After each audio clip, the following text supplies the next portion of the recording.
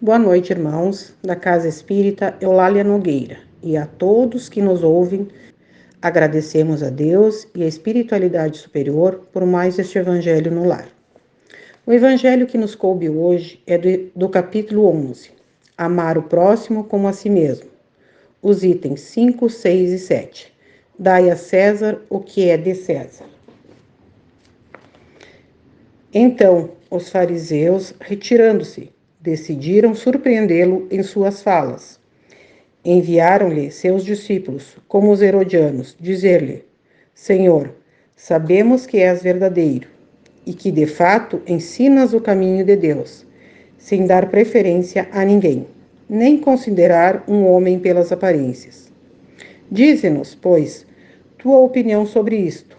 Cabe-nos ou não pagar o tributo a César? Mas Jesus, conhecendo a sua malícia, disse-lhes: Hipócritas, por que me tentais? Mostrai-me a moeda que se dá para o imposto. E apresentaram-lhe uma moeda. E Jesus lhes disse: De quem é esta imagem e esta inscrição? De César, disseram-lhe. Então Jesus lhes respondeu: Dai, pois, a César o que é de César, e a Deus o que é de Deus. Ouvindo-o falar de tal forma, admiraram sua resposta, e deixando-o, retiraram-se. Mateus, capítulo 22, versículos de 15 a 22. Marcos, capítulo 12, versículos de 13 a 17. A questão proposta a Jesus era motivada pelas circunstâncias de que os judeus, tendo ódio ao tributo que lhes era imposto pelos romanos, fizeram disso uma questão religiosa. Um numeroso partido tinha sido formado para recusar o imposto. O pagamento do tributo era, pois, para eles, uma questão atual e incômoda. Sem isso, a pergunta feita a Jesus, cabe ou não a nós pagar o tributo a César, não teria nenhum sentido. Essa questão era uma armadilha.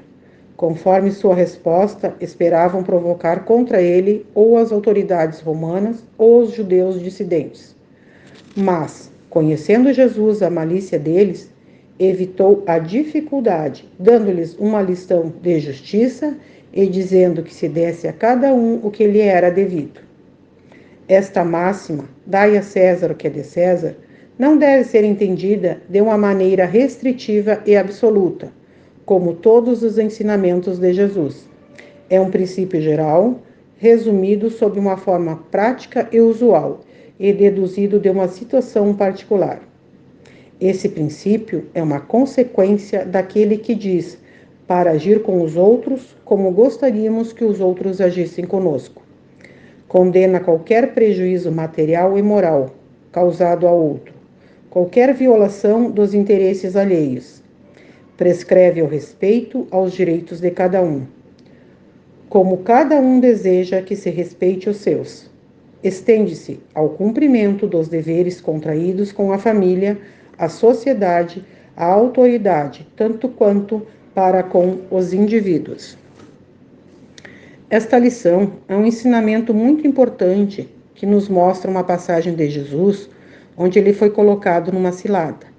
Mas Jesus, com toda a sabedoria, nos mostra que devemos ser justos e honestos para com os outros.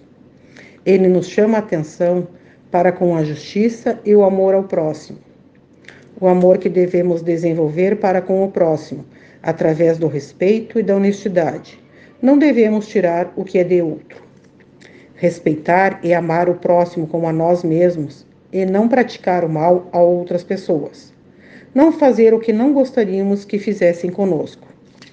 Jesus nos ensina a amar, respeitar o próximo e suas responsabilidades, mantendo sempre muita fé, resignação e reflexão. Bem, irmãos, agradecemos a espiritualidade superior por mais este momento de aprendizado e pedindo a Deus Pai, Jesus Cristo, nosso irmão e mestre, que nos abençoe e proteja cada um de nós. E também as pessoas que se encontram em dificuldades, com problemas de saúde e até mesmo espiritual, que sejam assistidas e amparadas.